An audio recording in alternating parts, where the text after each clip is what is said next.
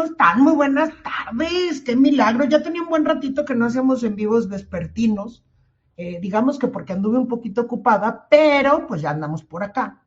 Y la verdad es que hoy con alguien con quien cotidianamente platico, he de confesarlo, que nos aventamos muy buenas charlas tras bastidores, aparte de que me invita a participar con él en sus espacios de Twitter. Pero hoy le dije, oye, pues vámonos subiendo a un en vivo, vámonos poniendo a platicar para que la gente vea cómo son esas buenas charlas que nos aventamos atrás de bambalinas, pero aparte es una persona, uno, que yo quiero mucho, dos, de verdad se los puedo decir, no pierde escuchando los análisis de este personaje, y tres, que aparte es argentino y que saben todos y cada uno de ustedes que a final de cuentas, Argentina está siguiendo un camino de libertad bastante importante. Entonces, pues sin más preámbulo, voy a presentar a Gustavo Esperanza, el mejor conocido como Gusti Natasha en Twitter. Aló, Gustavo, ¿cómo estás? Buenas tardes. ¿Cómo está mi querida Mariana, mi amiga y mi carnalita? Y antes que todo le agradezco a Dios que nos haya cruzado, nos haya juntado los caminos para dar esta gran batalla, esta pelea, esta constante lucha, ¿no? Sobre todas estas cosas que sabemos que tenemos que comunicar, que tenemos que divulgar. Así que para mí es un orgullo y qué generosa que sos. Te agradezco mucho. Mira, al contrario, yo creo que a final de cuentas, como lo platicábamos nosotros desde hace ya un buen rato, porque no, esto no es de 2 días para acá, Gustavo y yo creo que ya tenemos como 2, 3 años por ahí platicando. Sí. Ha sido picar piedra, y ha sido tocar puertas, y ha sido tratar de abrir conciencias, y ha sido tratar de que la gente te escuche, y ir de a poco, de menos a más, y pues ahí vamos en el camino. Como decimos los mexicanos, no, arrieros somos y en el camino andamos. Y sí, efectivamente, gracias a Dios nos hemos topado y hemos podido compartir muchísimas cosas. Yo les platico rápidamente que curiosamente nos conocimos gracias a Twitter, y mira dónde nos han llevado los caminos de Twitter, ¿no? Ahora compartimos también en vivos en YouTube. He platicado contigo desesperadamente temas de educación. Gusti me ha compartido muchas de las cosas que también de educación pasan en Argentina, que pasan en Colombia, que pasan en Venezuela y que pasan en todos lados, que eso es de lo que hoy vamos a platicar. Y yo quiero empezar con que me pases el chisme fresquecito, porque estuviste muy pegado a las elecciones que acaban de pasar en Honduras. Que nos platiques específicamente el caso de Honduras en este momento, porque creo que para muchos es desconocido lo que pasó con Honduras durante todo este trayecto. Si te parece, por ahí arrancamos. Sí, por supuesto, porque el año pasado, el 2025, fue un año, la verdad, cardíaco, ¿no? Fue un año súper importante para las nuevas derechas, ¿sí? Para el conservadurismo liberal. Y bueno, entre tantas elecciones que sucedieron como Bolivia, Chile, estuvo en Honduras, donde yo particularmente estuve muy, pero muy involucrado, ¿sí? Bueno, el caso de Honduras es el fiel reflejo de lo que sucede en todos los ecosistemas, ¿sí? Con la diferencia de que Honduras es un país extremadamente conservador, ¿sí? Entonces ellos tuvieron la fortuna de tener esa sólida base de conservadurismo, lo que frenó y dilató el aterrizaje de todo el progresismo. Lo que no significa de que no hayan aterrizado un poco, pero la realidad es que no sucede lo que sucede en México, lo que sucede en España, lo que sucede en Argentina, ¿no? Lo que ha sucedido. Y hoy lo estamos cambiando, pero tuvimos progresismo durante décadas y nos dejó secuelas, ¿sí? En el caso de Honduras, ¿sí? Fue un caso particular porque tenían un gobierno, iban rumbo a ser una pequeña Venezuela, ¿sí? ¿Cómo va México?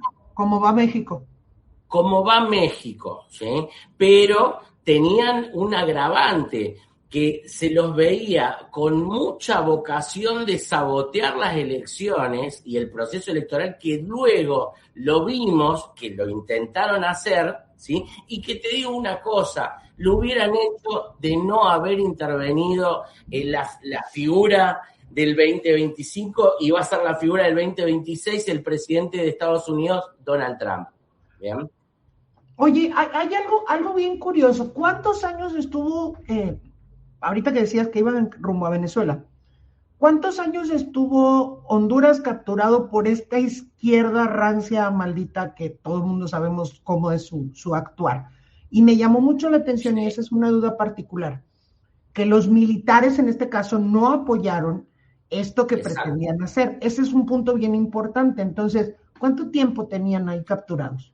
Por eso te digo, afortunadamente tuvieron este último gobierno, pero eso no implica de que haya, digamos, una presencia fuerte de la izquierda en Centroamérica, ¿no? Porque, bueno, digamos, en el caso de Honduras, por ejemplo, tenías tres partidos que eran los competitivos.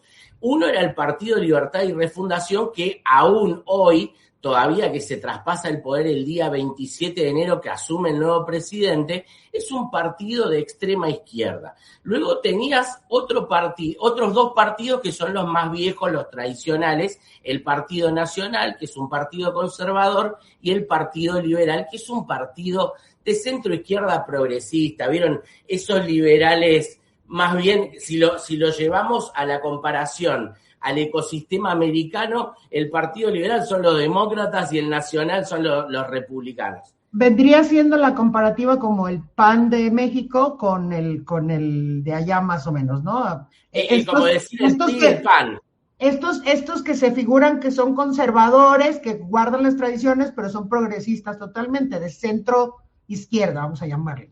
Así es, ¿viste? Y entonces vos ahí, ¿qué pasa? Otro detalle. El Partido Libertad y Refundación es un riñón del Partido Liberal. Entonces ustedes fíjense la estrategia que ellos se aventaron en su momento. O sea, ¿pero por qué? También, si vamos un poquito atrás, los últimos gobiernos del Partido Nacional tuvieron muchos conflictos, ¿sí? Tuvieron cosas, hechos de corrupción, pero lo más resaltante fue que se llevaron extraditado al presidente de Honduras, Juan Orlando Hernández. En ese momento lo extraditaron a Estados Unidos en una supuesta causa de narcotráfico, ¿sí? Que lo vimos después, que Donald Trump lo indultó. ¿Pero por qué lo indulta? ¿Sí? Porque Donald Trump revisó la causa, ¿no? Y acá es donde vamos también a señalar algo importante, el grado y el nivel de operaciones, ¿sí? Fíjense, les pongo este ejemplo. Cristina Kirchner en Argentina está presa, pero está presa porque tiene investigación, no una causa, tiene un montón de causas. La fueron investigando, la pasaron todas las instancias judiciales y se resolvió que era culpable, pero con todas las pruebas. En cambio, en el caso de Juan Orlando Hernández, fue la embajada la que agarró y lo llevó. ¿Sí? O sea, no es que había una investigación, por ejemplo, del Ministerio Público, ¿sí? Donde vos tengas, por ejemplo, cuentas bancarias, donde vos tengas audios, videos, todo lo que se hace en una investigación para que vos digas, bueno, esta persona es narco, lo llevamos y lo metemos preso. ¿Sí? El fundamento que tenían para llevarlo preso a él era el testimonio de dos narcos que incluso él mismo los mandó. Porque otra cosa, Juan Orlando Hernández, él mismo fue quien llevó la extradición a Honduras. O sea, va a ser tan idiota, ¿no?, de llevar la extradición y ser narco para que después el que le quiera robar el poder lo mande, ¿entendés?, extraditado. Bueno, pero todo eso nosotros lo tomamos conciencia, ¿sí?, hace menos de 3 meses, 2 meses, o sea, en las elecciones. Un día antes de las elecciones, el 30 de noviembre, el día 29, Trump hace un tuit donde dice: apoyen a este candidato, y ahí hizo una descripción de todos los candidatos. Dijo, la candidata de Libertad y Refundación, Rixi Moncada, va a continuar el mismo proyecto político de Xiomara Castro, o sea, van a seguir en el comunismo. El candidato que yo apoyo es el candidato del Partido Nacional, Nadia Fura, ¿sí? Con él vamos a trabajar codo a codo, vamos a trabajar bien, perfecto. Y el tercer candidato, Salvador Nasralla, ¿sí? Trump señala, no es confiable, no es amigo de la libertad, está para restarle votos nada más al candidato del Partido Nacional, ¿sí? Y además dijo que es casi comunista, porque aparte lo llevó, fíjense, Salvador Nasralla es un caballo de Troya, y acá quiero dejar este concepto de caballo de Troya porque nos va a disparar para hacer algunas comparaciones en México, Argentina. Yo les puedo sacar caballos de Troya en todos lados. Y si algo aprendí, Mariana, en estos años y acá en Argentina, que nosotros tuvimos prácticamente 20 años, ¿no? Entre los 16 de los kirchneristas más los 4 años de Macri, por ahí un socialdemócrata de buenos modales, o sea, digo, no dejamos esos son zurdos que intentan ser educados, nada más. Nada más, de buenos modos, pero siguió haciendo lo mismo que hacían los kirchneristas. Bien, bueno, entonces, en este caso, en Honduras, tenían ese caballo de Troya que le restaba. O sea, fíjense, digamos, y estaba aparte, es la cuarta elección en la cual se presentaba, siempre argumentando que él tenía los votos, un tipo que uno lo analiza, cuando uno lo ve y lo analiza el perfil psicológico, cómo se comporta, un tipo que no está en sus cabales, tiene una sobrevaloración de sí mismo, tiene, un nivel de egocentrismo tan grande, y te lo manifiesto de esta forma. Se presenta en la primera elección, no sé, creo que allá por el 2013, decía, yo tengo todos los votos, voy a ganar millones de votos, voy a ser el presidente. No lo votaba nadie. Y después que decía, fraude, inflaron los votos, me robaron las elecciones. Esa historia me suena familiar, esa historia me suena muy familiar, familiar. No, sí, es totalmente gracioso de que uno ve, y acá también es muy importante, pero ellos no se daban cuenta. Yo empecé a hablar el tema de Honduras el año pasado, más o menos en febrero, marzo. Sí, me consta. Yo ahí agarré, yo tuve una reunión con el Partido Nacional, ¿no? Les dije, este es su enemigo. Y ellos tenían, no querían tanto polarizar con ellos. ¿Se entiende? No querían polarizar con el Partido Liberal, sino que querían polarizar con el otro partido, el que es gobierno. Pero yo, ¿por qué decía no? Polaricen con el otro eventualmente, ¿sí? ¿Pero por qué? Porque el otro ya había perdido las elecciones, ¿sí? Ya había perdido las elecciones. Sí, había que anular al que se podía prestar para hacer competencia. Con el que te estás debatiendo los votos. Claro. Otra cosa que además vos venías de un golpe duro al partido, donde la gente estaba descreída, ¿viste? Había que recuperar todo eso, ¿sí? Pero la gente en Honduras, afortunadamente, se vio con la soga en el cuello. Dijo, si acá no hacemos algo... lo primero que empezaron a ver todos, y era claro porque iba para ahí, es que el gobierno de extrema izquierda del Partido de Libertad y Refundación iba a tomar el poder como fuera, ¿sí? Que acá es donde yo digo, bueno, ahí la gente dijo, perfecto, ok, vamos a tener que salir a apoyar a estos partidos, aunque nosotros en algún momento, nos decepcionamos, no, vamos a tener que volver a confiar en los partidos tradicionales. Esa un poco fue la lectura que hizo masivamente la gente. Y lo que estimulamos desde las redes, lo que se estimuló de los partidos, ¿sí? Fue la votación masiva. O sea, el mensaje era claro. Vayan todos a votar porque es la forma de matar el fraude, ¿sí? Bueno, finalmente fueron a votar masivamente. De hecho, fue una elección muy cabeza a cabeza donde se ganó apenas por 50.000 puntos, por 50.000 votos. Justo eso te iba a preguntar, ¿qué porcentaje de votación hubo? O sea, del total de la población que puede votar, ¿qué porcentaje salió a votar? ¿Si hubo alguna diferencia? La verdad que yo creo, según lo que dicen, ¿sí? Fue una votación histórica y masiva. Tuvo arriba del 70% de gente yendo a votar. Es un buen número. Es muy buen número. Acá en Argentina, por ejemplo, en las legislativas, que no sé si fue un 60%, 65%, y acá fue arriba del 70%, ¿viste? O sea, la gente entendió, ¿sí? Y ahí también empezamos a hacer también otra determinada apertura a ciertos temas, por ejemplo, como el socialismo del siglo XXI. A empezar a mostrarles a la gente qué es el socialismo del siglo XXI y cómo operaba. Empezaron a hacer operatorias típicas del socialismo del siglo XXI como audios falsos, ¿sí? Audios preelectorales. Ponele que vos sos la candidata. No, Mariana dice que va a hacer trampa. Está conspirando con los demás del CNE para hacer un fraude. Audios absolutamente, digamos, truchos, hechos con IA. Pero todos sabemos, ¿sí? Y esto yo te lo puedo decir también porque en Argentina tuvimos 2 elecciones el año pasado. Una de la provincia de Buenos Aires que tenía que ser con la elección nacional de diputados y senadores.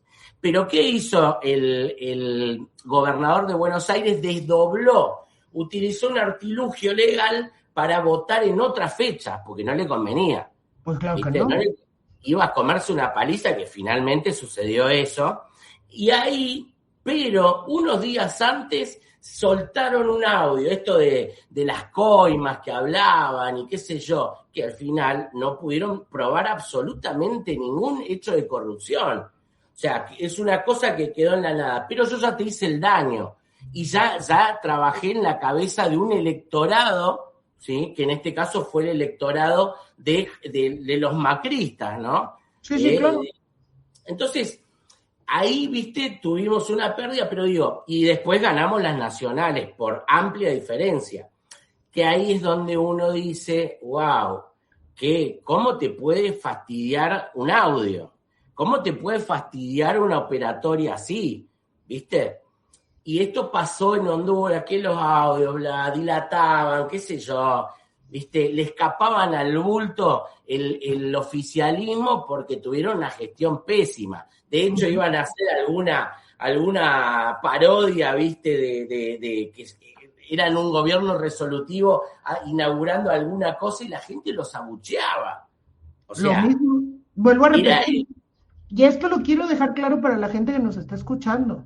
O sea, quiero que empiecen a hacer los paralelos y las similitudes.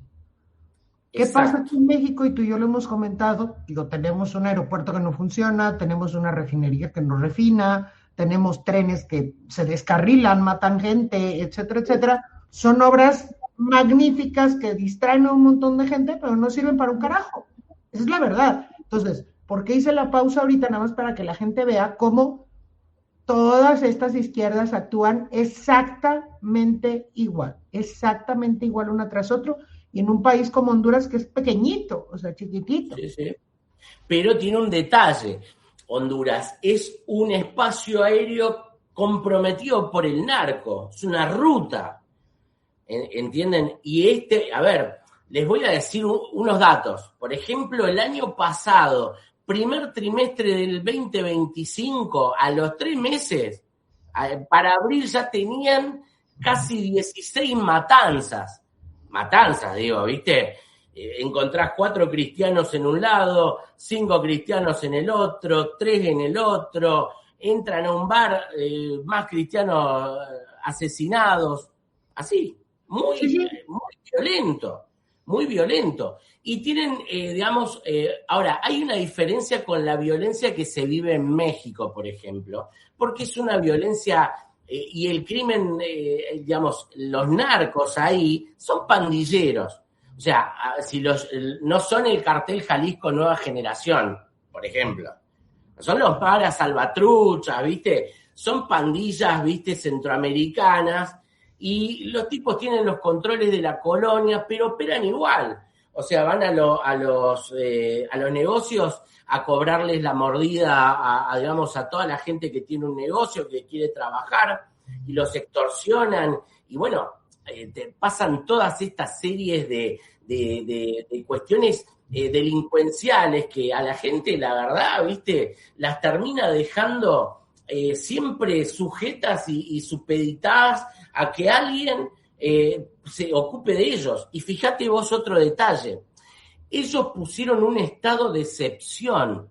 O sea, con la excusa de la violencia. En un año, el estado de excepción lo tuvieron desde el año 2022. ¿Bien? Entonces, vamos a decir esto. La narrativa preelectoral que usó el Partido Libertad y Refundación hablaba de democracia. Ellos eran los más demócratas del mundo, ¿viste? Los tipos más fieles, más buenos. Pero, y hablaban los 12 años de dictadura, ¿viste? Tirando una verdura, ¿viste? Para los incautos. Y después llegaron ellos y efectivamente pusieron estado de excepción. Digo, ¿quiénes eran los tiranos al final? ¿Quiénes eran los dictadores? Como toda esta gente que viene y nos grita, ¡fachos! Y yo, pero si mírate al espejo, compadre. O sea, ¿de qué estás hablando? Sí. O sea, bueno, eso, la pobreza, arriba del 65% de pobres. O sea, ¿entendés? Estamos hablando de un país destrozado. Se fueron con ese nivel de pobreza. Las muertes, digo, anualmente, el año 2023 creo, estaban, no sé si arriba de los 3.300 asesinatos. Viste que tenían una tasa por cada 1.000, no sé cómo se mide, si cada 1.000 o cada 100.000 habitantes, pero tenían una tasa altísima de muerte. Viste, un país chico. Y vos decís, ¿cómo puede ser? Bueno, ahí es donde vos empezás a ver todo, ¿viste? O sea, de seguridad, la izquierda no te brindó nada. No te brindó nada de infraestructura. ¿No sabés todos los accidentes que hay en Honduras en las carreteras? Porque las tienen destrozadas. Pozos tremendos. Vos veis y decís, ¿cómo puede ser que acá circulen camiones, autos, ¿viste? Y bueno, infraestructura, salud, educación, todo estaba por el piso. Bueno, y otra cosa, ahora que se están yendo, empiezan a saltar todas las cosas que han hecho, que han gastado, que han metido la mano en el erario público y que han ensanchado, digamos, la nómina de burócratas, ¿sí? Digamos, y ahí vos decís, pero entonces, ellos te hablaban de la refundación. ¿Cuál es la refundación? No refundaron nada. Bueno, entonces, a ver, de Honduras por ahí te diría, es un ejemplo chico, pero que está muy bueno porque lo podés traspolar a otros lados, sacando algunas diferencias, pero ahí yo me vi, decía, ¿cómo usan lo mismo? Los audios lo usan en Colombia, lo usan en Ecuador, lo usan en Honduras. Seguramente en el 2030, cuando tengan elecciones en México, van a salir audios de alguien y van a hacer todo este tipo de cosas, ¿sí? Ahí, viste, nosotros lo único que encontramos son parentescos, ¿viste? Y como lo reflexionamos siempre, Mariana, la operatoria del manual del siglo XXI con la tropicalización de cada caso es el mismo manual, sin duda. Son repetitivos, son sistemáticos, van siguiendo un guión uno tras otro. Yo me acuerdo cuando tú y yo empezamos a platicar, que tú sabes que mi tema siempre ha estado como muy, muy enfocado a la educación. Yo te decía, yo creo que la educación es algo que debe de despertar al pueblo en México porque los niños pues son algo muy sensible. En Argentina me decías que el detonante fue la economía, fue la cuestión económica, que ya pero no... también ese tema, Sí. Pero esa es la tropicalización. Cada uno tiene que tomar el tema que despierte un poquito más la conciencia de la gente. En Argentina fue la cuestión económica porque los tenían, pero jodidos. O sea, ahí me da mucha risa cuando llegan a los en vivos gente que dice, vean a los argentinos muriéndose de hambre. Y le digo, pues yo conozco un montón de argentinos que hoy por hoy están felices. O sea, hoy por hoy están felices comparado como estaban hace 5 o 6 años. O sea, y No, algo que más, también hemos platicado tú y yo, que quiero destacar, es cómo hicieron ustedes el trabajo y que eso la gente tiene que ser muy consciente en redes sociales, que sí, como tú lo estás diciendo, obviamente el trabajo en redes es muy fuerte, pero yo me acuerdo cuando tú y yo platicábamos que Javier andaba en la calle. Javier operaba literalmente en la calle, entonces eso es algo bien importante que la gente tiene que tomar mucha conciencia. mira, Javier Milei, ¿sí? Fue una mezcla de medios, redes y territorio, ¿sí? Uh-huh. Entonces, pero hizo algo. A ver, Javier lo que tuvo afortunadamente fue una masa crítica que estaba esperando encontrar una representatividad que en su momento no se la dio ni la extrema izquierda ni la izquierda de buenos modos perfumada, ¿sí? Porque si vos no sos un contrapeso, estás en la misma línea. Es que es lo que decíamos, ¿no? Que en nuestras pláticas, ahora sí que atrás de telones, yo te decía, es que en México todo lo que veas es izquierda, todo lo que veas. O sea, si tú quieres izquierda buena onda, por ejemplo, Movimiento Ciudadano en México es totalmente progresista, declaradísimo progresista, y entendiéndose la progresía como izquierda. Y luego tienes a la extrema izquierda, que es Morena, el PT, el Verde y todos estos aliados, y vienen y me dicen, es que el PAN es de derecha. Le digo, no, el PAN es centro y centro izquierda. El PRI, ¿qué me vas a decir a mí del PRI si está aliado con la Internacional Socialista? ¿Me vas a decir que el PRI es de derecha? Por amor de Dios, o sea, estamos justo México, yo creo que está en ese embrollo en donde no hay una representatividad hacia el otro lado. Pero justo también hay una confusión. Estos conceptos no los tiene claro la gente, el de a pie, ¿viste? Y yo me veo, cuando yo los veo a ustedes, me veo a mí en el, qué sé yo, a ver, en el 2020, cuando, ¿viste? Volvieron los kirchneristas y decíamos, ¿qué pasó? ¿En dónde nos equivocamos? Claro. No, eso fue terrible. Y después y cuando nos pusimos a entender, dijimos, che, llegamos de vuelta. O sea, estos tipos los sacamos momentáneamente 4 años, que fue el gobierno de Macri, un gobierno socialdemócrata promercado, ponele, ¿sí? Pero que al final bajó la Agenda 2030 porque Macri dijo, yo creo que en París, yo me voy a adherir, no sé si en el Foro Económico, ya no me acuerdo dónde lo dijo, pero yo me comprometo a llevar a Argentina a la Agenda 2030. ¿Viste? ¿Te acuerdas cuando Xochitl Gálvez, que yo te decía, la señora anda promoviendo que comamos grillos, la señora es la que maneja la Agenda 2030 y me están diciendo que es de derecha? Pues ¿en qué mundo estoy?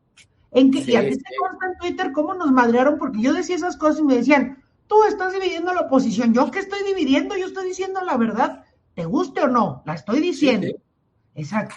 Entonces, haz de cuenta, Macri fue el Xochitl Gálvez de Argentina. Yo es lo que les digo. Si Xochitl Gálvez hubiera llegado a la presidencia, estaríamos exactamente igual que como estamos ahorita. Sí.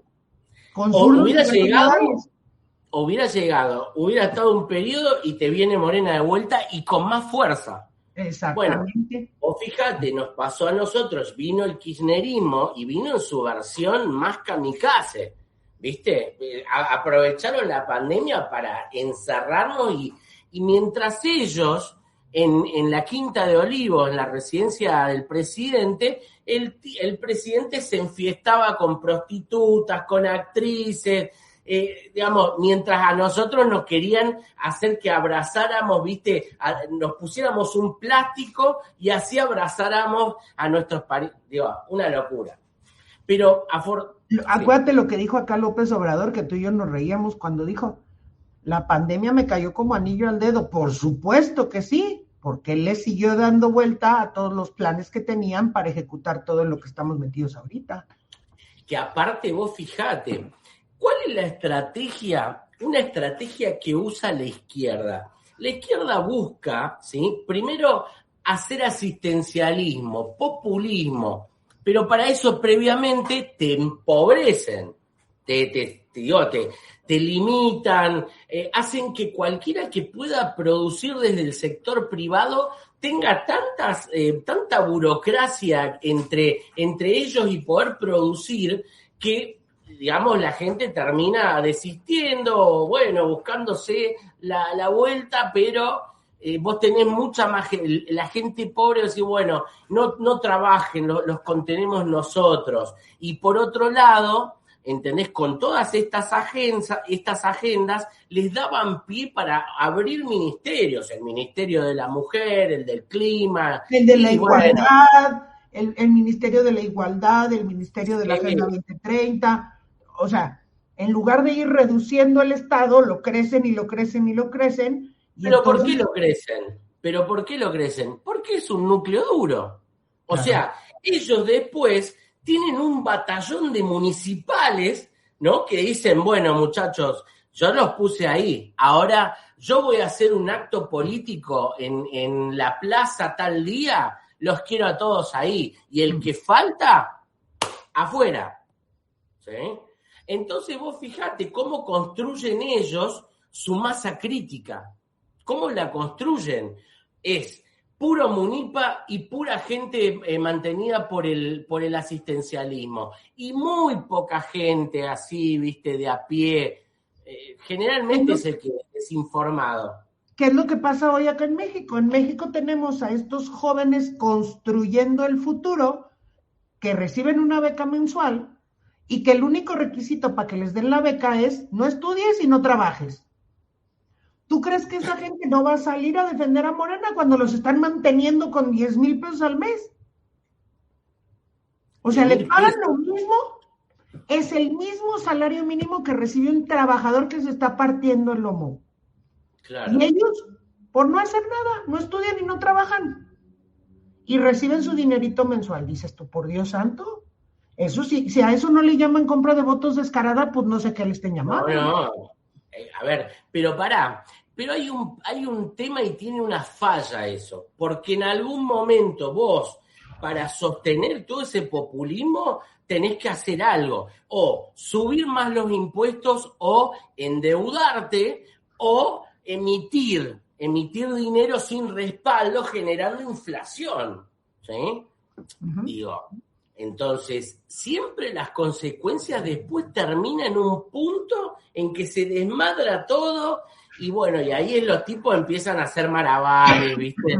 A tratar, y ahí empiezan a pasar cosas distractivas que vemos en los medios, operaciones y demás, ¿viste? Para que vos corras el ángulo de lo que sucede. Fíjate que cuando teníamos el país explotado, casualidad, a Cristina la quisieron matar.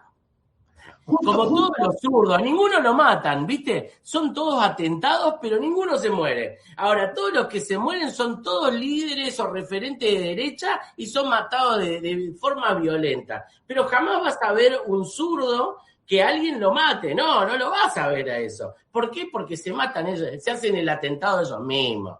Como hicieron esto. Justo, y este punto es bien importante porque también lo tocábamos en el programa en la tarde con Fer. Saludos, Fer, que ahí anda viéndonos.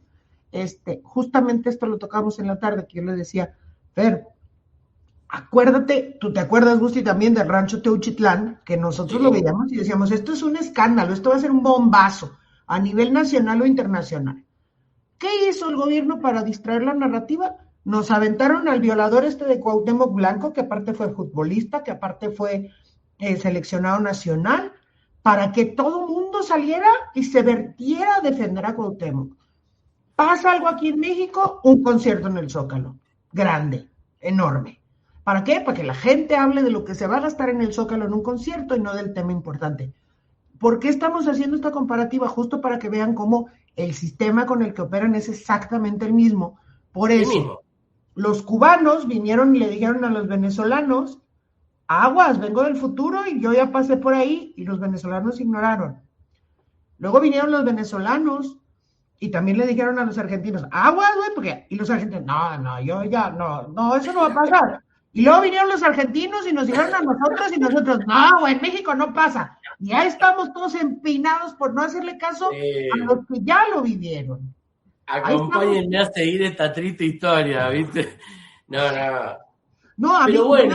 Yo me acuerdo compañeros, amigos venezolanos que venían y nos decían, güey, vengo del futuro, eso yo ya lo viví, eso les va a pasar a ustedes. Y me acuerdo que decíamos, bueno, tú te acuerdas que yo tenía un hashtag que decía, esto en México no pasa, y vean dónde estamos embarcadísimos ahorita, con un poder ejecutivo totalmente manejado, la señora es una sirvienta del López Obrador, con un Congreso totalmente morenista en ambas cámaras, con el Poder Judicial que obedece a lo que se les antoje a los morenistas, o sea... Con una oposición súper obsecuente, ¿no? Y súper funcional al poder.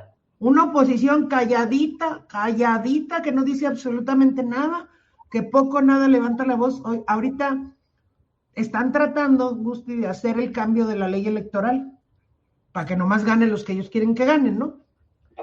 Y salen, según ellos, con la bandera, aquí ya sabes, en el pecho, como niños héroes de, es que es la ley Maduro, nos están quitando la soberanía. ¿Y dónde estaba toda esa oposición cuando se necesitaba que votaran en contra de un montón de pendejadas que votaron a favor? Exacto. Lo mismo que pasó acá con Macri. Juntos por el Cambio. ¡Ay! No, el kirchnerismo, ¿viste? En la superficie señalándose con el dedo, pero por debajo del agua agarrándose la mano con los otros. Y votando esto exactamente lo que vos acabás de decir. Votando en el Parlamento con el enemigo. Exacto. No, es inconcebible. Pero bueno. Que es justo lo que yo te decía. Salen y se rasgan las vestiduras. Y por atrás se van a comer juntos, son amigos, bueno, hasta viajan juntos, o sea, entonces, ¿eres o no eres? ¿No? Lo que decíamos, el momento de las definiciones, que en México, la realidad, pues yo lo hemos hablado 1000 veces en los spaces y en privado, en México no hay una oposición, esa es la realidad. O sea, si están esperando que el PAN se rasgue las vestiduras, miren, les tienen un archivo así de este tamaño de todos los expedientes de sus porquerías, no van a hablar. Y entonces toca construir otra cosa, porque si no, entonces vamos a caer en hacer exactamente lo mismo. Vamos a querer combatir el jabón con el jabón y solamente se va a hacer más pinche espuma. O sea, no hay otra. No hay otra explicación. Hay una cuestión, ¿no? Porque ahí es donde nosotros vemos cómo hasta de un tiempo hasta esta parte, los sistemas políticos, antes de que empezara, digamos, todo este cambio de paradigma en toda América, los sistemas políticos estaban muy cómodos, estaban tranquilos, estaban ahí, bueno, haciendo que trabajaban, ¿sí? Discutiendo cosas totalmente irrelevantes, totalmente alejadas de la realidad y de las problemáticas reales de la gente, ¿no? Y todos los problemas, todos los países comparten las mismas problemáticas. Infraestructuralmente están reventados todos los países, vos vas a cualquier país, tenés las carreteras reventadas, las calles, ves los hospitales están tirados abajo, ves las escuelas, ves el nivel, la calidad educativa de la educación pública que se brinda, que financian los contribuyentes, ¿sí? Incluso la gente que ni siquiera utiliza el sistema educativo la financia, pero ni siquiera es de calidad, ¿no? Entonces son meras, digamos, estructuras de adoctrinamiento, casas de adoctrinamiento, y bueno, y alguna cosa como para decir, tenemos un programa educativo, hay, pero cuando vos ves la totalidad, ves el jardín, la primaria, la secundaria, la universidad, los terciarios, los institutos de formación docente, vas viendo cómo van progresivamente metiendo mucho más, digamos, la parte ideológica, el marxismo cultural. Bueno, hoy, digamos, tenemos, al tener la Agenda 2030, ¿qué es lo que están enseñando a los chicos? Las políticas, la cuestión de género, el ambientalismo. Los derechos sin responsabilidad, les están enseñando ideología de género, les están enseñando socialismo del siglo XXI, marxismo. Sí. Que la gente, cuando yo les digo Freire es socialismo del siglo XXI, Freire está diseñado para que los padres y los hijos se peleen entre sí y entonces respondan a los intereses del Estado, la gente me dice, Mariana, estás loca. No estoy loca. Mira, hace rato subieron un video a Twitter que a mí me da mucha risa y perdón. Un padre de familia que le detuvieron al hijo completamente borracho en estos operativos de alcoholímetro, le llamamos nosotros. Y el papá, en lugar de reprender al hijo, estaba regañando a la policía por detener al hijo completamente alcoholizado. Y dices tú, señores, ¿en serio? O sea, señores, ¿en serio? Por mí que yo a mí, si una de mis hijas termina detenida por andar manejando borracha, que se la lleven a la cárcel. Primero que escarmiente, que pague su responsabilidad y entonces ya vemos. Pero imagínate cómo les funciona el cerebro. Y lo que yo siempre digo, y lo he platicado ampliamente contigo, mientras no seamos conscientes que este adoctrinamiento no tiene ni 1 ni 2 días, que tiene muchísimos años en la sociedad, estamos perdidos completamente. Sí, están creando, que yo le digo, idiotas útiles. Y claro, sí. Pero aparte también, gente que que destrozan la cultura del mérito. O sea, digamos, vos lo que le hacen creer a la gente, a los chicos, es que no tienen que esforzarse para conseguir cosas. O sea, vos, digamos, si un poco más un día y no te van a regalar un título de médico y que vos no vas a tener que hacer ningún esfuerzo, ¿entendés? Si un día vas a ir a operar a alguien y te vas a olvidar el bisturí adentro del estómago de alguien. Déjate de eso. Eso se llama el efecto Pigmalión y Galantea. ¿A qué se refieren? Los niños ya son geniales por el simple hecho de nacer. Eso le están metiendo en la cabeza a los niños. Los niños ya son geniales, tienen el conocimiento en su interior. ¿A qué le llaman conocimiento? A la habilidad que puede tener cierto niño. Porque no vamos a negar que hay niños que tienen más habilidad para las matemáticas, otros para la música, otros para el deporte. Eso es una habilidad, no es un conocimiento. Exacto. Entonces, basado en esas habilidades, que a final de cuentas es una percepción, le dicen al niño, no importa, tú nada más es cosa de que provoques que ese conocimiento salga. A eso súmale YouTube y TikTok, que les dan tutoriales para todo, se avientan 2 videos en YouTube, 3 videos en TikTok y creen que ya son doctores. Claro. ¿Es cierto? Sí, hoy, digamos, somos todos todólogos, ¿no? Con la información. Que bueno, pero, esto que vos decís te muestra 2 lados. Por un lado, la inmediatez en la cual vos podés obtener un conocimiento, pero a su vez, no buscás la profundidad que hay detrás de ese conocimiento. Solamente te limitás a tener un conocimiento muy, efímero, porque después te lo vas a olvidar, ¿viste? Ya no se estudia con un libro, subrayando, con los resaltadores de color fosforescente, como seguramente tenés ahí.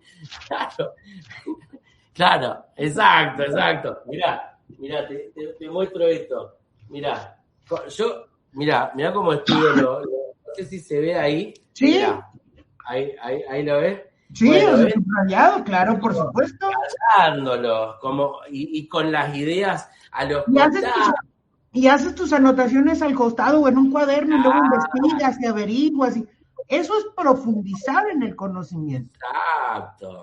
Exacto. Bueno, pero a ver, esto no es una de las complejidades que hay, pero es muy troncal, porque vos, directamente estás trabajando por agarrás y arruinás una generación, arruinás la segunda, arruinás la tercera y ya está. Ahí ya tenés morena para, 5 décadas.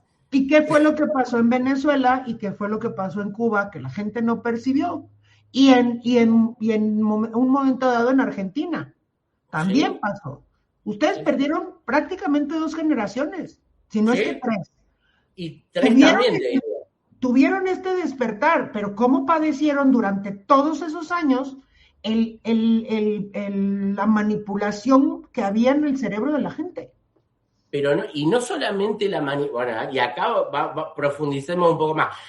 Ya no solamente hablamos del adoctrinamiento en el cual a vos ya te van programando. Después sumale a eso la manipulación de los medios masivos de comunicación que te están 24/7 taladrando la cabeza con una narrativa, bueno, en ese momento, viste, la narrativa del castrochavismo, viste, el Estado, la patria grande, el estado de bienestar. Todos vivimos todos y todas.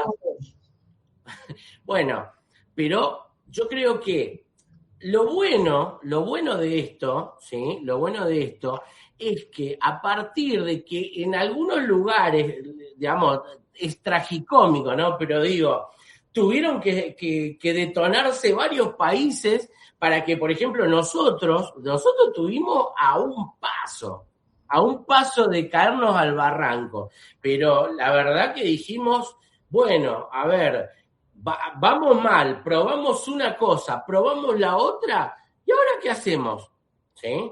Entonces, ahí vos ya tenías condiciones, vos ya tenías una masa crítica. Lo único que faltaba era que viniera un tipo que dijera, bueno, yo voy a hacer una bajada narrativa que apunte a otra cosa totalmente distinta. Y ahí apareció Javier Milei. Ahí empezó, como en su calidad de economista, a explicarle a la gente por qué estaba mal la economía, por qué no le alcanzaba la plata para llegar a fin de mes, por qué todas las cosas subían mes a mes. Y ahí es donde empezó a decir conceptos básicos. La inflación en todo momento es un fenómeno monetario. La emisión monetaria genera inflación. El Estado lo financiamos todos. No existe nada, no existe tal cosa como un almuerzo gratis. ¿Viste? Porque todos te decían, los kirchneristas venían y decían, no, nosotros hacemos esto, nosotros hacemos... No, y Javier vino y dijo, no, muchachos, nosotros financiamos y ellos apenas son nuestros empleados y son los que tienen que administrar el Estado, nada más, no son Dios. Lo decía Milei constantemente. Un político no es Dios, no es omnipresente. No, digamos, el político, vos le estás dando el poder, vos sos el que le está pagando el sueldo y además sos vos el que le está dando una caja grande de dinero para que ellos la administren y supuestamente resuelvan cosas. Pero, digamos, ellos se atribuyen, no, porque nosotros hicimos esta ruta. No la hiciste vos. Nosotros pagamos para hacerla. Eso es muy distinto. Fíjate cómo la narrativa hizo así. Y Javier lo que consiguió en la política argentina fue resetear la discusión política y ponerla digamos, a hablar de las problemáticas. Y ya ahí, vos fíjate, todos empezaron a entender de que sus narrativas empezaban a colapsar y ya, viste, hablar con la hablar con la que el feminismo, que las políticas de género, que la comunidad LGBT y toda la madre en coche, a la gente no le interesaba, ¿sí? Y ahí la gente se empezó a poner más atenta de la política. Eso fue, digamos, lo más significativo, que fue el disparador. Eso fue la entrada de Javier Milei. Y si no, les digo esto, si no tenés una explicación de cómo él llegó con dos diputados nacionales, 5 legisladores en la ciudad de Buenos Aires, y hoy es presidente con mayoría parlamentaria, ¿entendés? Digo, y en el lapso de 5 años, en la historia de Argentina se dio algo así. ¿Cuánto dura el periodo presidencial en Argentina? ¿5 años? 4 años. 4 años, ok. Javier entró como diputado primero, ¿entendés? Fue diputado, a los 2 años ya era presidente. Increíble lo que hizo. Increíble. Sí. El crecimiento exponencial sumado a que venían sumando narrativas por parte de Agustín, por parte de Nicolás, por parte de todos estos personajes que empezaron a escuchar no solo en Argentina, sino en el extranjero. Exacto. Y aprovechando que hablé de estos dos buenos amigos, a los que les mando un saludo, por cierto, a Nicolás sobre todo, contesta tu celular, Nicolás, porque te mando mensajes y me dejas en visto, pero bueno, ya conocemos cómo es Nicolás. A ver, hoy en la mañana me topé con un Derecha Fest nuevo. Sí, bueno, esto va a ser el día 27 de enero, ¿sí? El Derecha Fest, bueno, les cuento por ahí para los que no lo conocen, es el festival político y cultural más multitudinario que hay en Iberoamérica, ¿sí? Y particularmente va a ser de una dimensión, pues va a ser en un estadio, en un lugar donde se hacen conciertos de rock con entrada gratis, y va a estar el presidente de la nación como el orador estrella, ¿viste? Y en plena temporada de verano, ¿viste? Va a ser un éxito. O sea, digamos, estamos condenados al éxito con el Derecha Fest, y va a ser algo espectacular y multitudinario. Porque, a ver, hay que entender esto. Hacer política, y acá es bueno que menciones esto, sacando Javier Milei como la punta de lanza, muy bien lo señalaste, es un trabajo, el trabajo, digamos, de narrativa política, ¿sí? Más el que lo comunicó a todo, pero el cimiento estaba generado en Agustín Laje y Nicolás Márquez, que se habían ocupado en los años de donde estaba en boga el aborto, ¿viste? Donde todo esto empezaba a estar en su mejor esplendor, digamos, el progresismo. Ellos daban vueltas y conferencias por todo el continente, ¿viste? Iban, se sentaban, con argumentos, se ocuparon de atender a zurdos de todas las latitudes. Y ahí es donde la gente empezó a decir, qué interesante cómo estos tipos con argumentos consiguen dar vuelta a cualquier progresista, a cualquier trosco, a cualquier zurdo que a vos se te ocurra. Los tipos lo daban vuelta, 3 vueltas lo daban, no una, 3. Lo daban vuelta como una media. Y eso, la gente empezó a darlo. Pero vos fijate, es un trabajo que llevó años. O sea, Nicolás hace 20 años, que el primer libro que escribió fue en el año 2004. La otra, ¿cómo era que se llama el libro de Nicolás? La otra parte de la verdad, ¿sí? La otra parte de la verdad, que hablaba de los años 70. Vos fíjate que era una narrativa que el kirchnerismo explotó hasta más no poder, el hecho de, digamos, los terroristas marxistas de los años 70 que ponían bombas, secuestraban gente, todo, ellos lo reivindicaban. ¿Pero por qué lo reivindicaban? Porque había plata ahí. Porque los sandinistas, ¿no? Los sandinistas que se movieron mucho así. Bueno, vos viste que en los años 70 en toda Latinoamérica tuviste, ¿por qué? Porque dicen, ay no, las dictaduras. Y claro, ¿cómo no vas a tener un gobierno, cómo no vas a tener ejércitos combatiendo a terroristas? Por supuesto, querían todos tomar el poder por la fuerza, por las armas. Entonces, digo, eso fue, y cuando eso se agotó, cuando ya la cuestión de terrorismo y tomar el poder por la fuerza no funcionó, empezaron con esta reinvención narrativa, bueno, donde empezaron con las minorías como los homosexuales, los indígenas, cualquier marginal que a vos se te ocurra, venga para acá. Es una transformación de ese discurso del socialismo de los burgueses contra el proletariado. Como ya no les funcionaba, entonces lo trasladaron a lo social. Y entonces es el homosexual contra el heterosexual, la mujer contra el hombre, y así te vas, sí, todo ese enfrentamiento, y ese es el socialismo del siglo XXI. Siempre como eje central la dialéctica opresor-oprimido. La reemplazás, ¿viste? Oye, qué sé yo, el oprimido, bueno, no sé, podés decir, el gordo es oprimido por el flaco. Y es gordofóbico. Si lo atacas, eres gordofóbico, claro. Bueno, digo, y esta mecánica se repite una y otra y otra y otra vez, y bueno, pero afortunadamente el trabajo, porque quiero recalcar acá que el trabajo que se hizo para que vos tengas un Javier Milei que en 2 años llegue de diputado a presidente, no se dio de casualidad.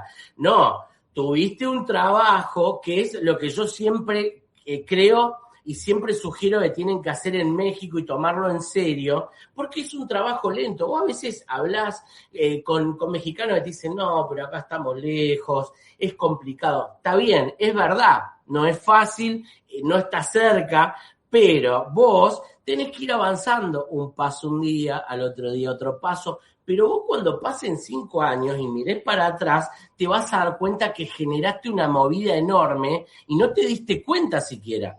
¿Entendés? No, lo que yo te decía, o sea, y lo dije al principio del programa y lo reitero, nosotros ya tenemos unos años hablando. Y yo te decía, meterme a estos temas me ha costado mucho trabajo. Y a ti te consta el trabajo que he hecho de estar estudiando todos los santos días y pegando y leyendo y todo. Pero la gente tiene que entender que eso es lo que tiene que hacer. Y que trabajo... y que uno se desmotiva, porque te acordás muchas veces, vos decías, no, ya quiero mandar esto a la mierda. Y yo te decía, no, pará, tranqui, seguí, te ayudo en lo que pueda, todo. ¿Pero por qué? Porque yo sé, y siempre tuve claro, de que en algún momento a alguien se le iba a empezar a prender la lamparita y hoy lo vemos. O sea, en la batalla cultural en México te diría que sos la que está arriba de todo. O sea, porque ningún otro se lo tomó en serio. No. Y vos sí. ¿Entendés? Y no solamente eso, agarraste muy inteligentemente un tema para hacerlo la punta de lanza que creo yo es necesaria. Obviamente también recalquemos que en México el problema, digo, no solamente este que es muy grave, pero tenés también el problema de la seguridad, pero también hay que ser realista. Es un terreno peligroso. Entonces, ¿dónde? Eso se lo tenemos que dejar a alguien que lo haga, pero que llegue al poder y utilice el monopolio de la fuerza del Estado para resolver ese problema.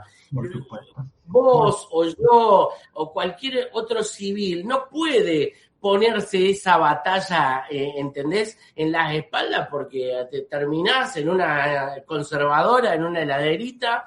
Si te va bien. Oye, si te va bien, porque capaz que ni en la heladera terminas, o sea, simplemente no saben nada más de ti en toda la vida.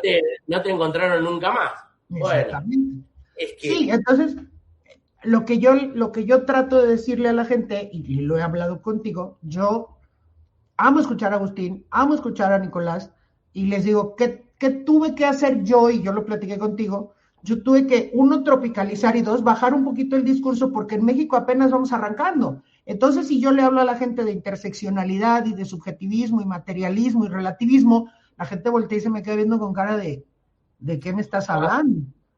Entonces, es de abajo, es picar piedra y es picar piedra. Y así lo empezaron a hacer ustedes, y eso es algo que públicamente yo he dicho, yo lo reconozco porque el trabajo que han hecho ustedes es extraordinario, y gran parte de eso, por eso te preguntaba del Derecha Fest, es eso que han hecho. O sea, la congregación, sobre todo de jóvenes que ya se sumaron a este movimiento de derecha, la verdad es que es impresionante.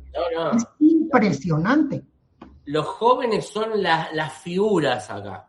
Los jóvenes son las figuras, el ímpetu, la energía, la alegría que tienen. Yo tengo grupos y le mando, chicos, entren acá para anotarse. ¡Ay, quiero ir! ¿Qué hacemos? Vamos en auto, y se organizan, ¿viste? Para viajar 400 kilómetros, para ir a ver un evento de política, muchachos.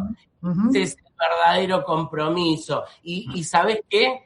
Y no financiado desde el Estado. No, cada uno va con la suya, paga su nafta y va al evento. Porque acá, bueno, para que todo esto floreciera, estuvo Agustín, Nicolás, viajando en aeropuertos, durmiendo en no sé, ¿viste? Esperando un vuelo para subirse a otro, durmiendo en un sillón, ¿viste? En el aeropuerto.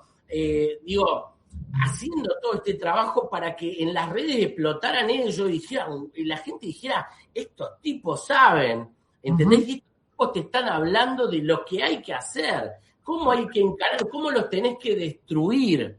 Ellos te enseñan eso, con argumentos. Este libro, les recomiendo, si no lo han leído, El libro negro de la nueva izquierda, librazo. La Biblia política, acá está la clave. ¿Quieren saber cómo romper en 1000 pedazos a un zurdo, a un progre, a un feminista, lo que sea? Acá. ¿Sí? El libro de Agustín Laje y Nicolás Márquez. Y, bueno, ahí esa es otra cosa que, por ejemplo, lo explica muy bien Agustín, lo explicó muy bien cuando hizo el libro La batalla cultural. Él explicó lo siguiente, todos tenemos un rol, ¿bien? Entonces, el rol de Agustín, ¿cuál es el rol de Agustín? Sentarse, poner el culo en la silla, agarrar pilas y pilas de libros, ¿sí?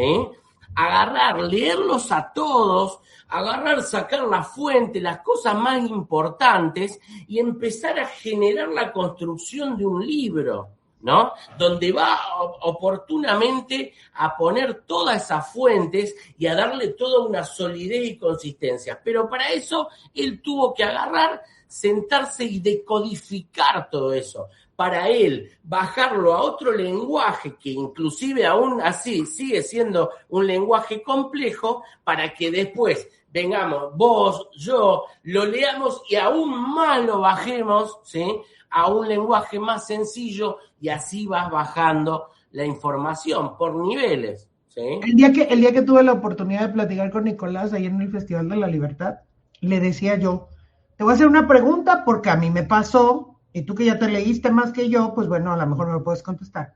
Y le decía yo, ¿no te da la sensación cuando empiezas a leer desde Aristóteles para acá, que parece que uno le contesta al otro y el siguiente le da respuestas y todos se conectan? Y volteó Nicolás y me dijo, ya entendiste. Ya entendiste. Y yo, es que sí, o sea, te topas, vas a ver Aristóteles, lees Aristóteles y luego lees a Gramsci y dices, ay, ¿por qué siento que están hablando de lo mismo? Porque siento que se conectan. Y eso es algo que esa es justo la decodificación de la que estás hablando. Cuesta mucho trabajo porque la cabeza te vuela muy fuerte. Uf. Pero es cuando empiezas a conectar y dices, por eso parece que todos hablan exactamente de lo mismo, porque se contestan entre ellos, se complementan. Esa es la parte. ¿Qué ha pasado con nosotros que no nos complementamos? Exacto. Ahorita que estamos empezando a conectar, por ejemplo, yo reconozco como ideólogos a ellos dos. Yo en mi tema de educación, aunque me enfoco mucho a México, a ti tú lo sabes. O sea, he hablado con gente de Argentina, de Colombia, de Chile, de Venezuela, de absolutamente todos los países, y digo, es todo lo mismo. Y hay un hilo conductor que se llama Freire. ¿Qué hizo Mariana? Mariana se puso a descodificar a Freire. Y yo puedo debatir sobre Paulo Freire con quien se me ponga. Yo no tengo problema porque yo ya lo entendí. Pero ¿cuánto tiempo me llevó eso, Gusti? 3 años. Es que eso es verdaderamente estudiar. Y después, esa es la explicación de por qué Agustín Laje o Nicolás Márquez o Javier Milei venden, además venden, el caso de Javier que es presidente, pero digo, por ahí más focalizado en Agustín o Nicolás. ¿Por qué venden un montón de libros? ¿Sí? ¿Por qué venden un montón de libros? Y porque son libros de calidad, porque se sentaron y tardaron 1, 2, 3 años en escribir un libro. Un libro que, qué sé yo, por ejemplo Globalismo. Miren lo que es el libro. Pero con mucha información. No te paran de dar información. Vos lees ese libro y quedás abrumado, ¿sí? Lo tenés que leer de a poco, así con su avena, ¿no? Como dicen en México. Sí, es lento y es procesar información.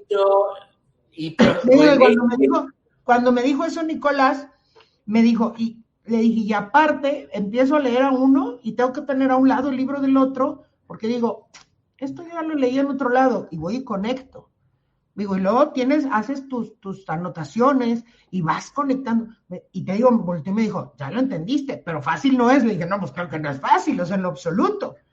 De hecho, la sugerencia que yo recibí de Nico es que escribiera sobre Freire, que nadie en el área de batalla cultural se había atrevido a hablar de Freire.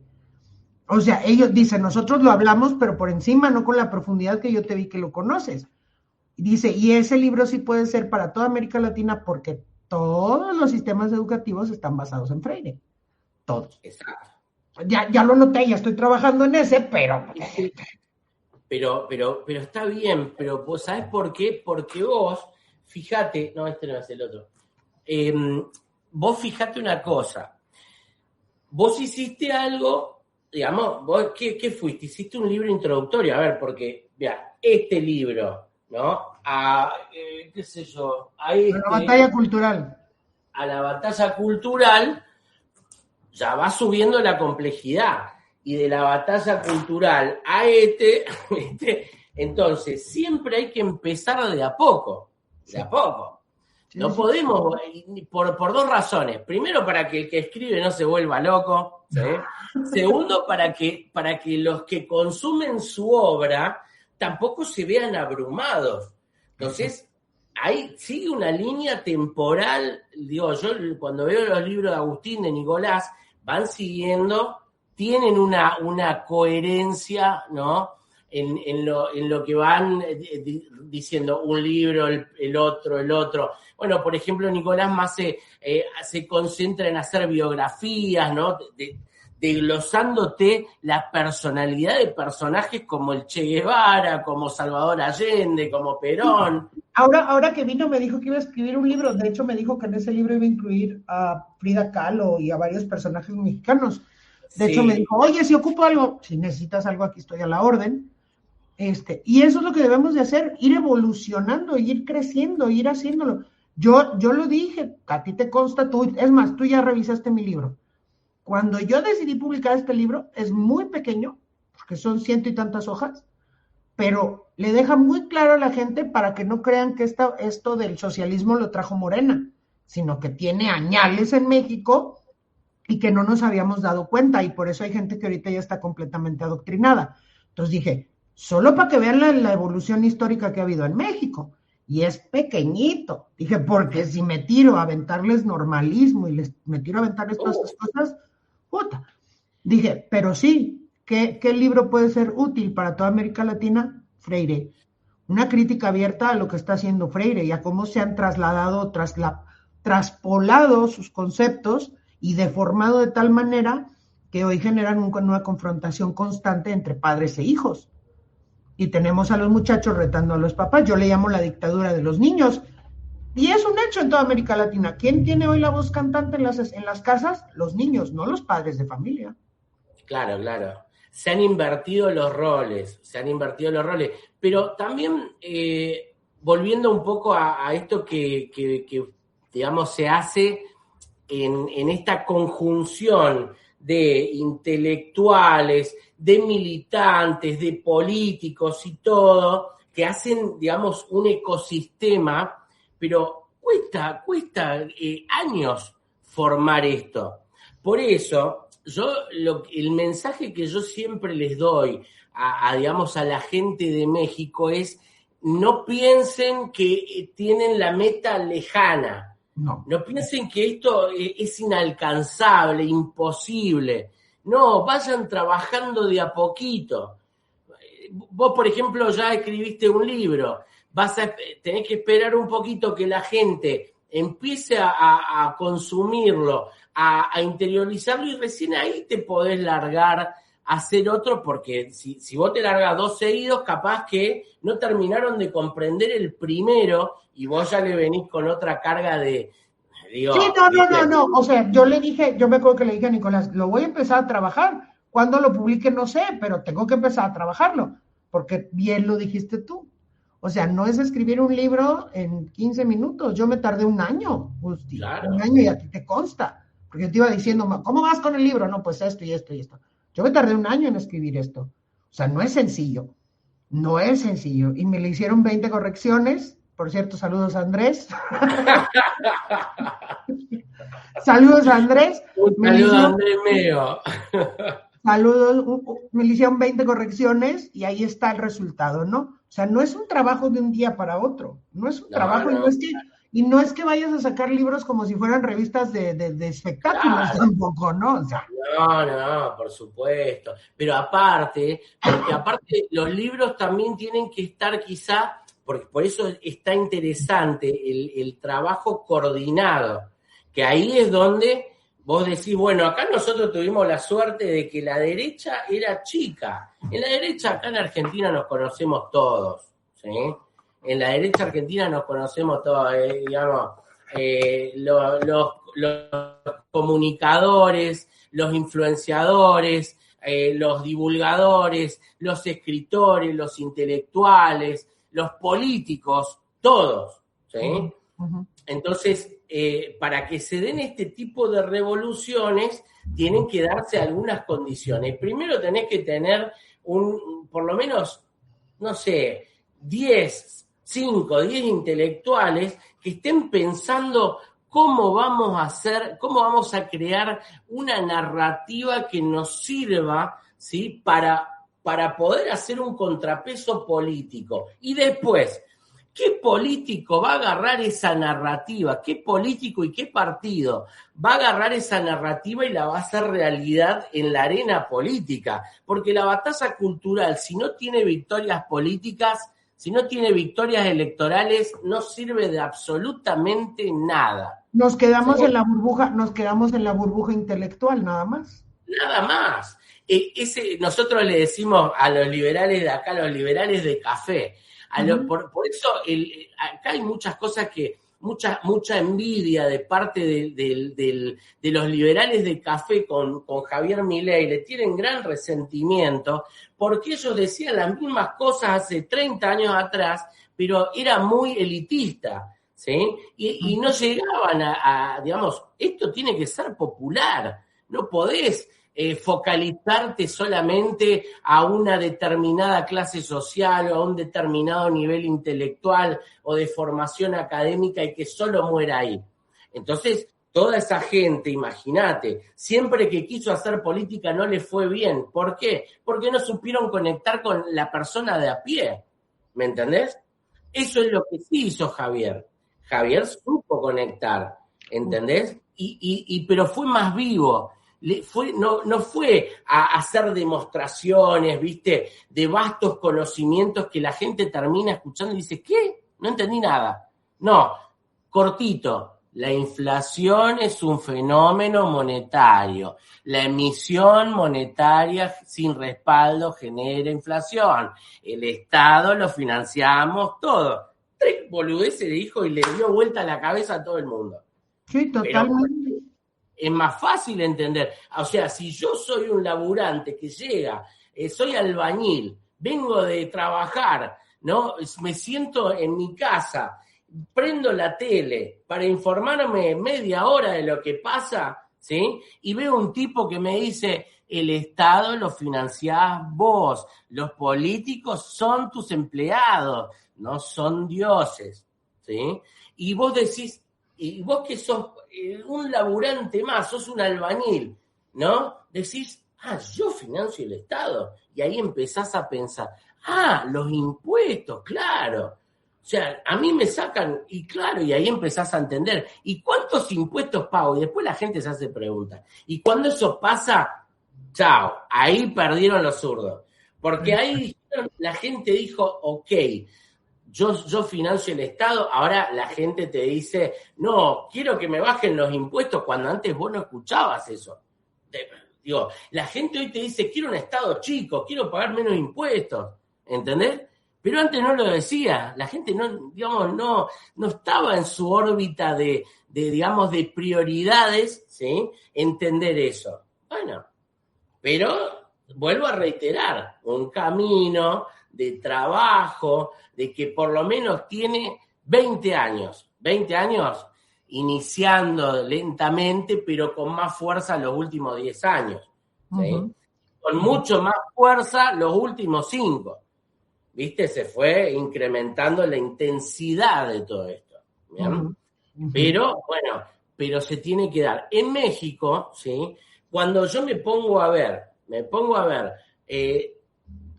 como lo señalábamos al comienzo, ¿quiénes son los que son opositores?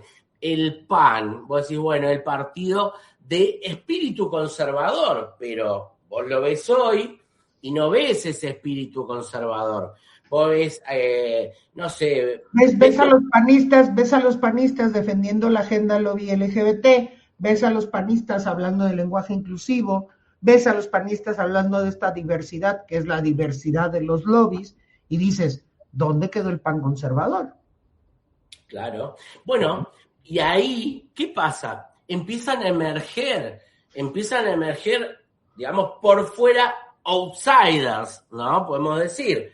Bueno, sinceramente yo creo, mira, ayer me puse muy contento cuando lo vi, anteayer, cuando vi a Ricardo Salinas Pliego a ser invitado a Washington, ¿sí? Ser invitado por Trump, ¿no? Digo, ya están diciendo, Trump, hay otra cosa muy fundamental. Este es un momento en donde tenemos a un Donald Trump ocupado de ordenar el eje norte-sur. Trump, digamos, sacando todos los frentes que está, ¿no? Fíjate, ahora está llevando portaaviones a Irán, ¿no? Y se ve que se va a venir también, a menos que hagan algún tipo de arreglo, yo no creo, me parece que eso termina en una operación militar como la hicieron en Venezuela, ¿sí? Uh-huh. Pero cuando pensamos hace 5 años atrás y miramos Venezuela, ¿qué decíamos? No tiene salida esto. O bueno, no sé, ¿tendrá salida? Hoy justamente veía un video mío de hace unos 5 meses atrás, donde yo decía esto.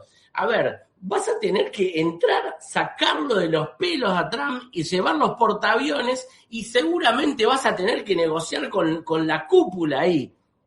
Lo dije hace 5 meses y yo lo hablaba con Keila Rojas de Honduras y yo le decía, y yo lo miraba y decía, supongamos, imaginemos, digamos, pensemos yo dije algo muy parecido cuando el video de Maduro de venga por mí, aquí estoy en Miraflores. Yo dije, güey, se va a cagar en los calzones el día que Trump le tome la palabra, llegue y lo saque con un arnés y se lo lleve a la jodida. Olvídate. No, vamos, yo creo que ni en sueños pensábamos que eso fuera a suceder. O sea, de verdad, o sea, sí veíamos a Trump muy echado para adelante, pero no pensábamos que fuera a suceder. Claro, porque vos decís, ¿por qué no lo hizo en la primera administración? Exacto. ¿No? Claro. Pero, bueno, yo lo veo ahora. Lo que pasa es que en ese momento tenía el quilombo de Rusia-Ucrania mucho más, digamos, más demandante, me parece. Y había una muy mala relación en aquel momento todavía con Rusia. Hoy por hoy no es buena, pero por lo menos es respetuosa. Entonces, sí, yo creo que en esta ocasión sí sintió que podía controlar a Putin de alguna manera para que no interviniera con la extracción de Maduro. Sí creo que por ahí. Pero pará, y otra cosa, porque vos fijate que Trump ahí no solamente toca el petróleo, está tomando el control y Venezuela tiene minerales, tierras raras, petróleo, todo tipo de minerales que se usan para, digamos, todas las cosas electrónicas, para armas, para todo. Y ahí, bueno, pero ¿qué pasa? Trump fue muy inteligente en hacer una sola operación. Acá fue a Venezuela, ¿sí? Hizo, no sé, creo que la operación más rápida y más exitosa de la historia del ejército norteamericano. Porque en 30 minutos... Fíjate que yo me acuerdo, te lo comentaba porque estábamos platicando el otro día. Yo estaba en un espacio que siempre entro, que se llama Reflexión Católica en la Noche, y estaba una señora venezolana que siempre está ahí, siempre. Ya habíamos terminado de rezar, y abre su micrófono y dice, nos están bombardeando, y se alcanza a oír de fondo el primer plum. No. Y fue así de, ¿cómo? Espérame. Entonces, obviamente yo me fui al TL de Twitter y empecé a ver la locura de información que era eso. Gusti, ¿pero cuánto te gusta que haya durado? ¿20 minutos? Sí. Fumate 2 puchos y terminó el ataque. 20 minutos. O sea, dices tú, cuando se acabaron esos 20 minutos nos dijeron, Maduro está en el portaaviones, viene rumbo a Estados Unidos. Ya está. Sí. Acabó. Pero vos fijate, una operación planeada desde agosto, una operación con más de 150 aviones en el aire, drones, un avión que te hacía, digamos, un avión que hace como una especie de arma contra los radares, digo, y lo tenían todo perfectamente ensayado. Sí. Pero haciendo eso, Trump, sin ninguna baja, más que los cubanos y algunos otros remanentes, ¿no? Por ahí, él no tiene ninguna baja, pero él le dio una demostración de poder y un mensaje también a China y a Rusia. Miren que yo sigo siendo el que la tiene más larga, ¿no? Por así decirlo. Sí. Y un mensaje a todos los tiranos de la zona. Un mensaje para el de Nicaragua, un mensaje para el de Cuba. Acá nos dio mucha risa porque salió un arquitecto, ya ves cuando dijeron que se había hecho la réplica del Palacio de Miraflores para ellos practicar y todo. Salió un arquitecto mexicano y le dijo, señor Trump, yo le regalo la maqueta del rancho de Palenque, Chiapas. Yo le regalo la maqueta para que empiecen a practicar de una vez. O sea, fue una demostración de un poderío muy importante, honestamente sí. Sí. Y lo que decíamos, Gusti, a final de cuentas esto se va a transformar en Trump no va a parar ahí. No sé qué otras operaciones militares se vayan a llevar a cabo, eso sí no tengo idea, pero de que van a suceder más cosas con Trump, estoy segurísima que van a suceder. Estoy segurísima. Este es el comienzo explosivo de un año que, vamos a tener para hablar cuando llegue. Mirá, hoy es 15 de enero. Bueno, cuando hagamos un live el 15 de diciembre, digamos, todo lo que pasó este año, van a ser muchas cosas, van a ser grandes cambios. De hecho, ya que estén trabajando en Cuba, vos fíjate que ya están mandando ayuda humanitaria. Creo que en Cuba por ahí ni siquiera les hace falta mandar ni un helicóptero, ¿viste? Ya los tipos están, ¿viste? Diciendo, ok, a ver, ¿qué quieren que hagamos? ¿Cómo quieren que lo hagamos? Y los tipos van a estar dispuestos entre que los bajen o los extraditen o tengan que exiliarse en otro país, lo que le va a decir, bueno, muchachos, se rompe el sistema comunista, establezcamos un sistema democrático, que vengan las empresas, liberemos a la gente y bueno, ojalá, porque ya rompiendo Cuba, rompiendo Venezuela, Nicaragua se va a caer por inercia también, la gente, porque esto anima a la gente. Yo a mí me urge ver qué va a salir a decir Petro después del encuentro que tiene con él. Me urge. Yo, mira, te diría que lo que va a negociar es que no le pongan el traje naranja, ¿viste?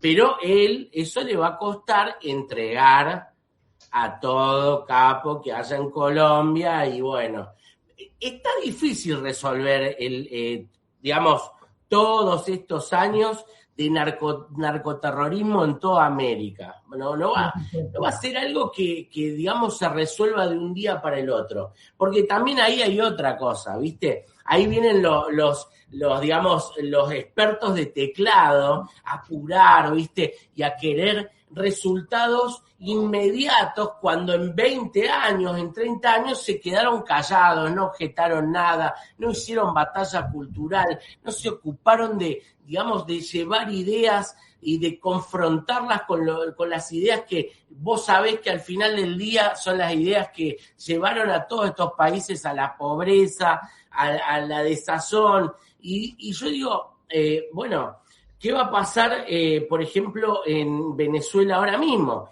Bueno, ya vimos un gran paso.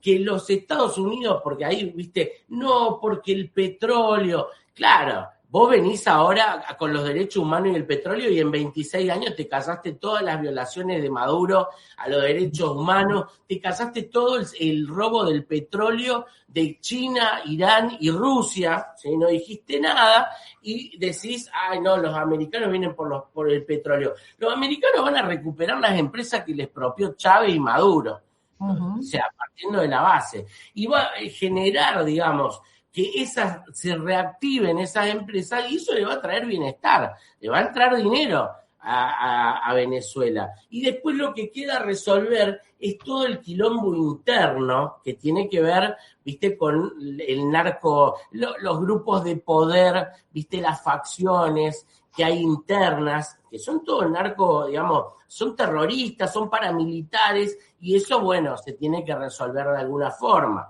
¿Viste? No sé si lo que está haciendo es dejar que explote entre ellos para poder verdaderamente intervenir todo el país. Por el momento es una intervención, pero no agarró todo el país. Exactamente, ¿sí? Exactamente. Y pues bueno, ya casi nos vamos a ir. Como siempre que nos pasa a ti y a mí, siempre tenemos como 3, 4, 5 horas para estar echando chisme. Quiero que le digas a toda la gente que nos está viendo aquí en Twitter, en Facebook, en Instagram, en YouTube, tus redes sociales. Yo aquí me tomé la ventaja de poner esta, que es en Twitter.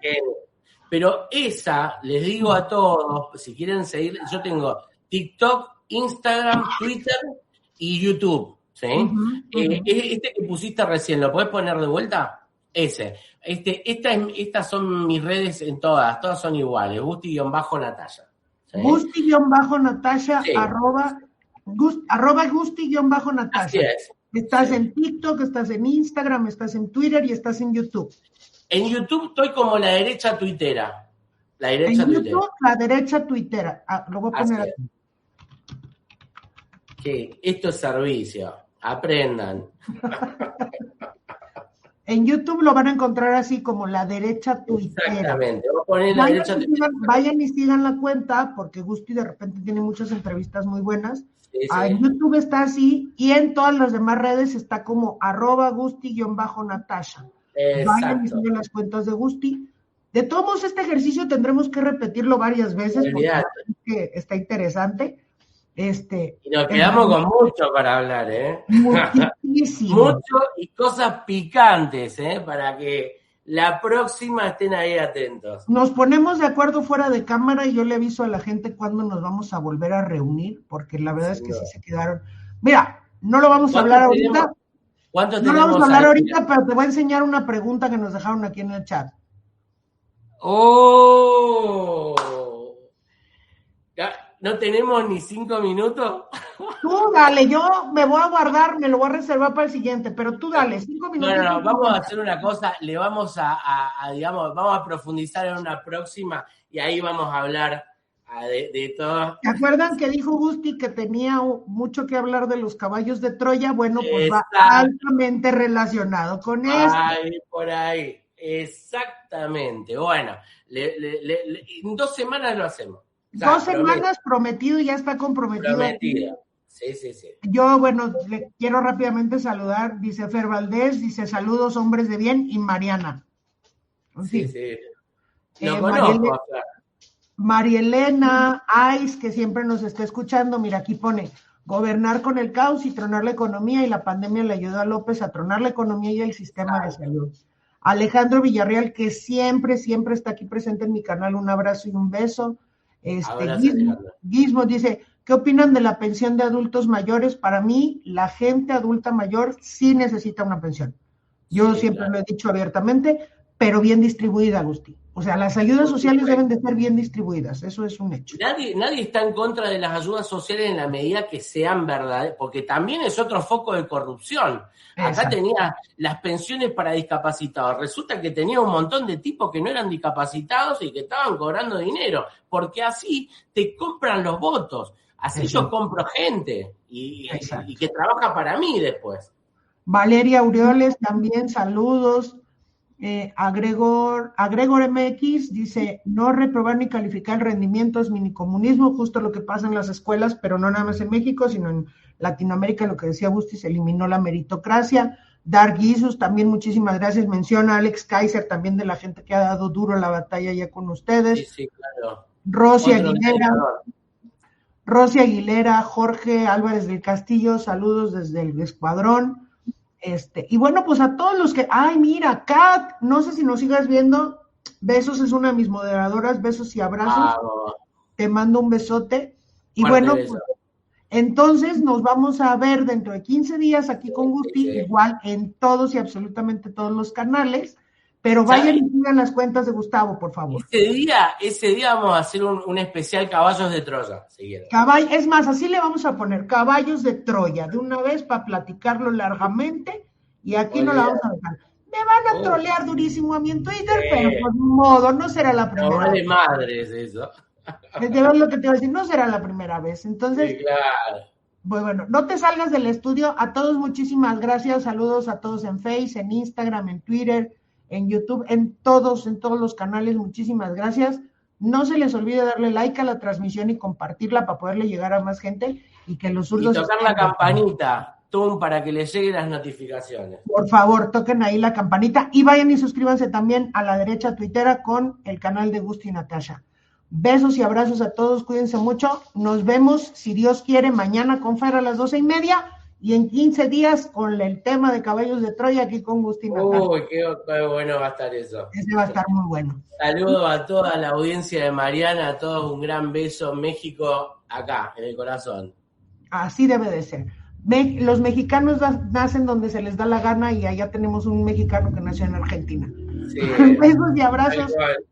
Cuídense mucho. Adiós.